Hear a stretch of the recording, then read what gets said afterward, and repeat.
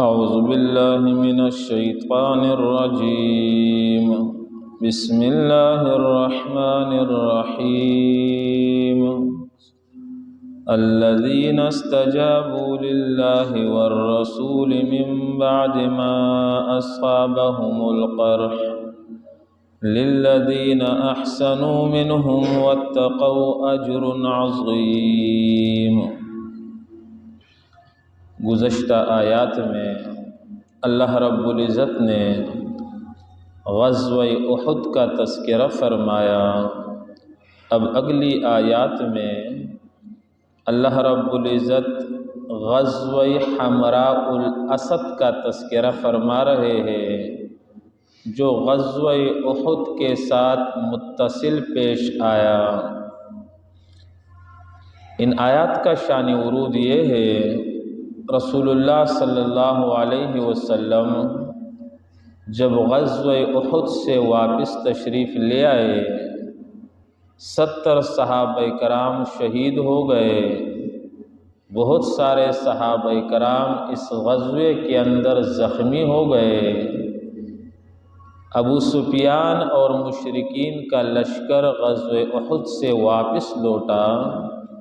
جب ایک مقام پر پہنچے تو یہ مشرک آپس میں کہنے لگے، ہم تو مسلمانوں پر غالب آ گئے، ان کے لوگ ہم نے قتل کر دیے، ہمیں تو ان کو جڑ سے ختم کرنا چاہیے تھا اور ایک حلہ بول کر مدینے پر حملہ کرنا چاہیے تھا، لیکن ہم تو درمیان سے واپس ہو گئے۔ اب دوبارہ انہوں نے مدینے پر حملہ کرنے کا ارادہ کیا تو اللہ رب العزت نے ان کے قلوب میں رعب ڈالا۔ نبی علیہ السلام کو اطلاع ملی کہ کفار مشرکین دوبارہ مدینے پر حملہ کرنا چاہتے ہیں، تو رسول اللہ صلی اللہ علیہ وسلم نے صحابہ کرام میں اعلان فرمایا کہ ہم نے مشرکوں کے ساتھ لڑنے کے لیے جانا ہے، ان کا تعاقب کرنا ہے، اور وہی مجاہدین میرے ساتھ جائیں گے جو غزوہ احد کے اندر شریک رہے۔ نبی علیہ السلام کے اعلان پر زخمی صحابہ کرام نے جو زخموں میں چور چور تھے لبیک کہا اور آپ صلی اللہ علیہ وسلم کے ساتھ روانہ ہو گئے۔ حمراء الاسد یہ مدینے سے 8 میل کے فاصلے پر ایک مقام کا نام ہے۔ اس مقام پر پہنچے تو یہاں صحابہ سے نعیم بن مسعود ملا اور وہ کہنے لگا کہ ابو سفیان نے ایک بڑا لشکر تیار کیا ہے، لوگ جمع ہوئے ہیں، دوبارہ مدینے پر حملہ کرنا چاہتے ہیں۔ جب یہ بات کہی تو صحابہ کرام کے حوصلے پست نہیں ہوئے، بلکہ اللہ صحابہ کے ایمان کی زیادتی کی گواہی دے رہے ہیں۔ ان کا ایمان اور بڑا، حوصلہ اور بڑا، اور کہنے لگے حسبنا اللہ ونعم الوکیل۔ اور ابو سفیان کے لشکر سے معبد خزاعی جو مسلمان نہیں تھا لیکن مسلمانوں کا خیر خواہ تھا، وہ ملا تو ابو سفیان کو کہنے لگا، کون کہتا ہے کہ مسلمان کمزور ہے؟ مسلمان تو تیار بیٹھے ہیں، وہ آ رہے ہیں تم پر چڑھائی کرنے کے لیے۔ تو ادھر سے ابو سفیان اور مشرکین کا لشکر واپس ہوا۔ صحابہ کرام حمراء الاسد کے مقام پر آئے، وہاں پر ٹھہرے رہے، مشرکوں کا، کافروں کا انتظار کرتے رہے، لیکن وہ لڑنے کے لیے نہیں آئے۔ صحابہ کرام نے حمراء الاسد کے مقام پر تجارت، خرید اور فروخت بھی کی، یعنی اللہ کا حکم بھی پورا ہوا، تجارت کی تو مالی نفع بھی ملا اور اللہ کی رضامندی بھی مل گئی۔ تو اسی غزوہ حمراء الاسد کا ان 3 آیات میں تذکرہ ہے۔ فرمایا الذین استجابوا للہ والرسول، جن لوگوں نے حکم مانا اللہ اور رسول کا۔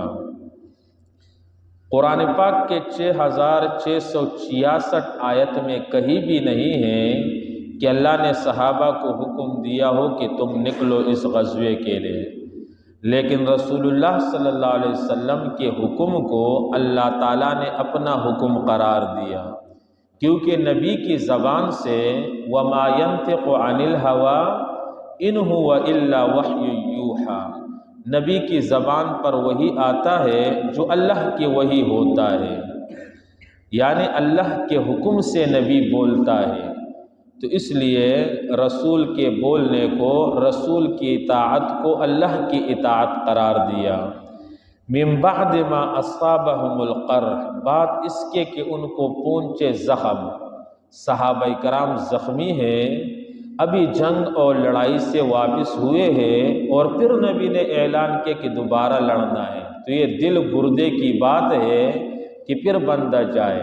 تو اس لیے قرآن کے اندر جا بجا اللہ تعالیٰ نے صحابہ کی تعریف کی ہے۔ کسی نے کہا خدا کی راہ میں کیا کیا دکھ اٹھائے ہیں صحابہ نے، محبت میں نبی کے سر کٹائے ہیں صحابہ نے، گلے میں توق سینے پر پتھر خون بہتا ہے، مگر توحید و سنت کے نعرے لگائے ہیں صحابہ نے۔ تو اللہ ان کی تعریف فرما رہے ہیں، زخمی ہے ابھی واپس آئے ہیں، پھر اعلان ہوا لڑنے کے لیے جانے۔ تبلیغ میں سے روزہ نہیں لگانا مسجد میں، بلکہ میدان جہاد میں جانا ہے اور جان کی قربانی دینی ہے۔ اب ہمارے لیے سروزے کے لیے تیار ہونا مشکل، 40 دن کے لیے تیار ہونا مشکل، شب جمعے کے لیے تیار ہونا مشکل، اور وہ میدان جنگ میں لڑنے کے لیے گردنیں کٹوانے کے لیے جا رہے ہیں۔ تو صحابہ کے ایمان کہا تھا اور ہمارا ایمان کتنا کمزور ہے۔ فرمایا للذین احسنوا منہم، ان لوگوں کے لیے جنہوں نے نیکی کی ان میں، واتقوا اور تقوی اختیار کیا۔ علماء مفسرین نے لکھا ہے منہم میں جو من ہے یہ من تبعیضیہ نہیں ہے کہ بعض صحابہ کرام نے نیکی کی، بلکہ یہاں پر من بیانیہ ہے، سب صحابہ کرام نیک تھے۔ واتقوا اور تقوی اختیار کیا، تمام صحابہ کرام متقی تھے۔ تقوی کیا چیز ہے؟ علماء مفسرین نے تقوی کی کئی تعبیریں کی ہیں، لیکن سب سے بہتر تعبیر جو روایت کے اندر موجود ہے، حضرت عمر رضی اللہ تعالیٰ عنہ نے ابی ابن کعب رضی اللہ تعالیٰ عنہ سے سوال کیا، مت تقوی، تقوی کیا چیز ہے؟ ابی ابن کعب رضی اللہ تعالیٰ عنہ نے فرمایا عمر، کبھی آپ خاردار راستے پر چلے ہو، ایسے راستے پر جہاں کانٹے ہو، کانٹے دار راستے پر چلے ہو؟ عمر نے کہا ایک نہیں کئی مرتبہ چلا ہو۔ کہا جب راستے میں کانٹے ہو، خاردار راستہ ہو تو کیسے چلتے ہو؟ عمر رضی اللہ تعالیٰ عنہ نے فرمایا دامن سمیٹ کر اور احتیاط سے چلنا پڑتا ہے تاکہ کانٹا کپڑے میں نہ لگ جائے۔ حضرت ابی بن کعب رضی اللہ تعالیٰ عنہ نے فرمایا یہی تقوی ہے، یہ دنیا ایک خارستان ہے اور گناہ کے کانٹے چاروں طرف لگے ہوئے ہیں۔ اگر ہم نے نیکی کے ساتھ زندگی گزارنی ہے تو چاروں طرف کے لگے ہوئے گناہوں کے کانٹوں سے اپنے ایمان کو محفوظ کرنا ہے۔ اجر عظیم، ان کے لیے بڑا اجر ہے۔ الذین قال لهم الناس، جن کو الذین وہ لوگ قال لهم الناس کہا ان کو لوگوں نے، ان الناس قد جمعوا لکم، بے شک لوگ جمع ہوئے ہیں تمہارے لیے۔ نعیم بن مسعود جو حمراء الاسد کے مقام پر ملا تو صحابہ سے کہنے لگا ابو سفیان نے بڑا لشکر جرار تیار کیا ہے، لوگ آ رہے ہیں تم پر حملہ کریں گے اور جڑ سے تمہاری بنیاد ختم کریں گے۔ شاید اس دھمکی کو سن کر صحابہ ڈر جائے، خوف آ جائے ان کے دلوں میں اور چلے جائے۔ تو اللہ فرماتے ہیں فخشوہم، تو کہنے لگا ڈرو ان سے، فزادہم ایمانا، صحابہ کرام کا ایمان اور بڑھا اور کہنے لگے وقالوا حسبنا اللہ ونعم الوکیل، ہمارے لیے اللہ کافی ہے اور بہترین کارساز ہے۔ یعنی ہم تمام اسباب اختیار کریں اور اسباب اختیار کرنے کے بعد اللہ تعالیٰ کی ذات پر ہمارا نظر ہو تو اسی کو توکل اور اعتماد کہا جاتا ہے۔ نبی علیہ الصلوۃ والسلام نے اسباب سے منع نہیں فرمایا، صحابہ نے اسباب اختیار کیے ہیں، لیکن توکل اور اعتماد اللہ پر تھا۔ نبی علیہ الصلوۃ والسلام کے سامنے ایک فیصلہ آیا تو آپ علیہ الصلوۃ والسلام نے فیصلہ کیا، تو جس کے خلاف آپ نے فیصلہ فرمایا وہ کہنے لگا حسبی اللہ ونعم الوکیل۔ سکون خاموشی سے آپ علیہ السلام کا فیصلہ سنا، اس کے خلاف تھا تو کہنے لگا حسبی اللہ ونعم الوکیل۔ نبی علیہ الصلوۃ والسلام نے پھر اسے بلایا اور فرمایا ہاتھ پر ہاتھ رکھ کر ہاتھ پیر توڑ کر بیٹھ جانا نہیں چاہیے، بلکہ ہاتھ پیر استعمال کرنے چاہیے، اسباب اختیار کرنا چاہیے، اس کے بعد اللہ تعالیٰ پر اعتماد اور بھروسہ ہو تو اسی کو توکل کہتے ہیں۔ صحابہ کرام کا توکل اور اعتماد اللہ اعلیٰ درجے کا تھا، لیکن اس کے باوجود بھی وہ اسباب اختیار کرتے تھے۔ جو اسباب سے بالکل منع کرتے ہیں وہ جاہل ہے، قرآن اور حدیث سے ناواقف ہے۔ ہم اسباب بھی اختیار کریں گے اور ہماری نظر اور ہمارا اعتماد اسباب پر نہیں بلکہ اللہ پر ہوگا، اسے توکل کہا جاتا ہے۔ فَانْقَلَبُوا بِنِعْمَةٍ مِّنَ اللَّهِ، لوٹے وہ اللہ کے نعمت کے ساتھ۔ اس آیت کے اندر اللہ تعالیٰ نے 3 انعامات کا تذکرہ فرمایا ہے۔ پہلا انعام، صحابہ کرام قتل سے محفوظ رہے، یعنی قتل و قتال اور لڑائی نہیں ہوئی، جان کی اللہ تعالیٰ نے حفاظت فرمائی، تو یہ ایک نعمت ہے۔ اس نعمت کو قرآن پاک کے اندر بھی نعمت سے تعبیر فرمائے، بنعمت۔ دوسرے نعمت کو فضل سے تعبیر فرمایا، صحابہ کرام نے وہاں خرید و فروخت کی اور خوب نفع اس میلے سے اور اس تجارت سے ان کو ملا، تو اللہ کا فضل بھی مل گیا۔ اور تیسری نعمت واتبعوا رضوان اللہ، اللہ کی رضامندی مل گئی، یعنی زخمی ہے، پریشان حال ہے، اور ایسے صحابہ زخمی تھے کہ دوسروں کے سہارا لیے ہیں پھر بھی میدان کے اندر چلے گئے، کیونکہ نبی علیہ السلام نے فرمایا وہی جائیں گے جو پہلے گئے ہیں، نئے نہیں جائیں گے۔ تو یہ 3 نعمتیں اللہ تعالیٰ نے انہیں نصیب فرمائی جن کا اس آیت میں تذکرہ ہے۔ فَانْقَلَبُوا بِنِعْمَةٍ، پس وہ لوٹے نعمت کے ساتھ، من اللہ، اللہ کی طرف سے، وَفَضْلٍ، اور فضل کے ساتھ، لَمْ يَمْسَسْهُمْ سُوءٌ، نہیں پہنچی ان کو برائی، یعنی کسی قسم کی تکلیف بھی غزوہ حمراء الاسد کے اندر صحابہ کرام کو نہیں پہنچی۔ واتبعوا رضوان اللہ، اور انہوں نے پیروی کی اللہ کی رضامندی کی، یہ تیسری نعمت ہے۔ واللہ ذو فضل عظیم، اللہ کریم بڑے فضل والا ہے۔ انما ذالکم الشیطان، یقیناً شیطان، یخوف اولیاء، ڈراتا ہے اپنے دوستوں سے، یعنی شیطان ایک مفعول یہاں پر محذوف ہے، یخوفکم اولیاءہ، شیطان تمہیں ڈراتا ہے اپنے ہم مذہبوں سے۔ شیطان یہودیوں سے مسلمانوں کو ڈراتے، دل میں وسوسے، ان کے پاس اسلحہ ہے، ساز و سامان ہے، ان کے پاس فوجیں ہیں، ان کے پاس لشکر ہے، تمہارے پاس کیا ہے کہ تم ان سے لڑو گے، تم ہار جاؤ گے، قتل کیے جاؤ گے۔ یہ وسوسے دل کے اندر شیطان ڈالتا ہے اپنے ہم مذہبوں کے لیے، یہود، نصارہ اور مشرکین کے لیے۔ اللہ فرماتے فلا تخافوہم، تم ان سے نہ ڈرو، وخافونی، اور مجھ سے ڈرو۔ خوف رونے کا نام نہیں ہے کہ ہمارے آنکھوں سے آنسو بہہ جائے ہم روئے، اسے خوف نہیں کہا جاتا، بلکہ علماء نے لکھا ہے خوف اسے کہا جاتا ہے کہ بندہ اللہ تعالیٰ کے ہر قسم کے نافرمانی سے بچ جائے۔ تو یہ سمجھ لینا اس بندے کے اندر اللہ کا خوف ہے، صف اول میں نماز بھی پڑھتا ہے، نیک بھی ہے، اور پھر بھی حرام کرتا ہے، تو سمجھو اس کے دل میں خوف خدا نہیں ہے۔ تو خوف خدا کا مطلب یہ ہے کہ بندہ اللہ کے نافرمانی سے بچ جائے، ان کنتم مؤمنین، اگر ہو تم ماننے والے۔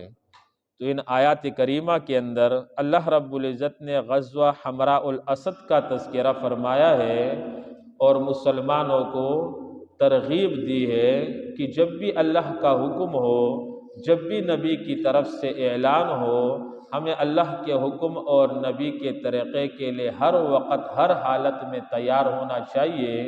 جب اللہ کے حکم کو نبی کے طریقے پر پورا کریں گے تو جیسے صحابہ کرام کے ساتھ مددیں تھی، ایسے ہمارے ساتھ بھی اللہ کی مدد ہوگی اور توکل اللہ پر ہو۔ یہ حسبنا اللہ صرف صحابہ کے لیے نہیں، علماء نے لکھا ہے جو بندہ 1000 مرتبہ حسبنا اللہ کہے اور پھر اللہ تعالیٰ سے دعا مانگے تو اللہ تعالیٰ اس دعا کو قبول فرماتے ہیں۔ تو اس لیے ہم بھی جو دعا کریں تو پہلے 1000 مرتبہ تنہائی میں بیٹھ کر حسبنا اللہ و نعم الوکیل کہے، پھر دعا مانگے تو یقیناً قبول ہوگی۔